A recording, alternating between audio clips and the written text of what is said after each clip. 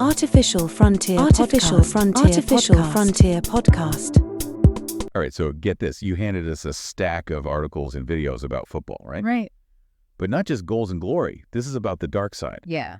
The underbelly, where money and power and corruption, they all collide. Yeah. We're talking match fixing, billion-dollar bank heists, Wow. and dictators using football as their own personal playground. Yeah. Get ready for a wild ride. It is fascinating. It really is. If disheartening, look at how deeply these issues are entrenched. Yeah. Not just in one league or one country, but across the globe. I mean, what's really striking is the sheer variety of players. Right. You know, you've got politicians, businessmen, even the organizations that are meant to uphold the game itself. It's wild. Okay, so you've got this story about the Belgian Football League, and they're being investigated for corruption and match fixing. Right. Details are still pretty hush-hush. Yeah. But it makes you wonder, like, how deep does this rabbit hole go? Well, it's like a virus, you know? And then Yeah. you've got this crazy tale out of Moldova. Imagine $1 billion, poof, gone from the country's banks overnight. Seriously. Turns out the owner of this small-town football team, FC Milsami Orhei, is at the center of it all. Wait, seriously. So this guy, what's his name? Elon Shore? Elon Shore. He allegedly masterminds this massive bank fraud, then uses his newfound wealth to buy influence, even gets himself elected mayor. That's right. And his team, they become champions while the country's economy crumbles. Talk about a moral dilemma. And it really highlights how difficult these situations are to untangle, right? Yeah. Is this guy a folk hero to the people whose lives he improved, or is he a villain who stole from his own nation? The lines get very blurry. Yeah, they do. It's a tough one. But this isn't just about a few bad actors, right? You've got sources here alleging corruption at the highest levels of football, FIFA, national federations, even iconic clubs like Real Madrid. Exactly. I mean, remember the 2022 World Cup in Qatar? Oh, how could we forget? All the controversies surrounding that bid process exposed a deeply ingrained culture of bribery, vote buying, and backroom deals within FIFA. Yeah.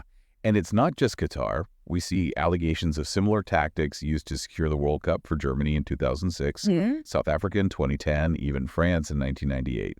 It's like they took the phrase buying influence literally. Yeah, and it's not just about the money either. Right. You also included a story about the murder of a Ghanaian journalist, Ahmed Hussein Swaleh, That's right. who was investigating corruption within the Ghanaian Football Association. And it's a chilling reminder of the risks some are willing to take to silence those who expose the truth. That's what really gets me about all of this is it's not just a game. Right. People are getting hurt. Absolutely. This journalist in Ghana, the workers who died building those stadiums in Qatar, the citizens of Moldova robbed of their savings. Yeah, it's easy to get caught up in the spectacle, right? Yeah. The drama on the pitch. But we have to remember the real lives impacted by these scandals. We do, yeah, for sure.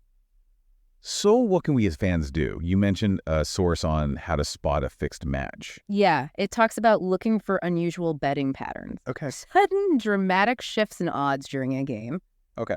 It's not foolproof, but it definitely raises red flags. Right.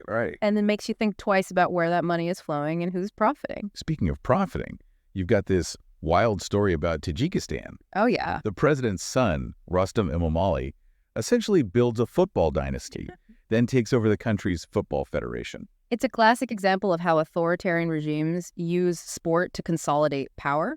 Yeah. They control the narrative, they suppress dissent, and they use their team's success to bolster their own legitimacy. Wow. Okay. So if we think of corruption like a disease,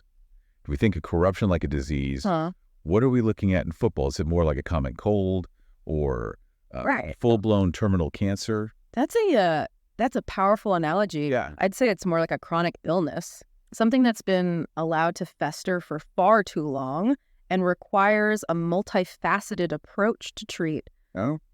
You know, in Shore's case, his wealth allegedly bought him access, influence, Right. and ultimately control. Yeah. Think about it. With enough money, you can influence player transfers. Wow. You can secure favorable refereeing, even sway league officials to make decisions that benefit your team. So it's about stacking the deck in your favor at every level. Exactly. Wow. And it's not always about, blatant bribery. Right. It can be more subtle donations to charities, Okay. funding youth development programs, even building, Oh, wow. state-of-the-art facilities. You're All these actions create a sense of obligation, right? Yeah. And they make it very difficult for anyone to speak out against you. Yeah, because then it becomes a question of loyalty too, right? Exactly. Like people are less likely to bite the hand that feeds them, even if they suspect something's not quite right. Precisely. And in many cases, these individuals and organizations have become so powerful, Right. so entrenched within the system that they operate with near impunity. It's scary. They control the narrative. Yeah. And anyone who dares to challenge them risks being sidelined, discredited, or worse. Yeah, like Ahmed Hussein Swaleh, his story is a stark reminder of the very real dangers involved in exposing these truths. Absolutely. Which is why it's all the more important that we as fans arm ourselves with knowledge Right. and use our voices to demand better, because silence only benefits those who profit from the darkness. It's true. You keep saying we need to demand better, but who are we demanding it from? Right. Yeah. It feels like such a massive interconnected problem. It is a massive problem, but that doesn't mean we're powerless. Okay. We need to hold governing bodies like FIFA accountable. Okay. We need to pressure national federations to implement stricter regulations and transparency measures. Mm-hmm. And we need to support investigative journalism that sheds light on these issues. Yeah. Okay, those are all good points. Yeah. What about our role as consumers? Sure. Does where we spend our money really make a difference? Absolutely. Okay. We need to be mindful of which teams and organizations we support, where our merchandise is coming from, Right. and who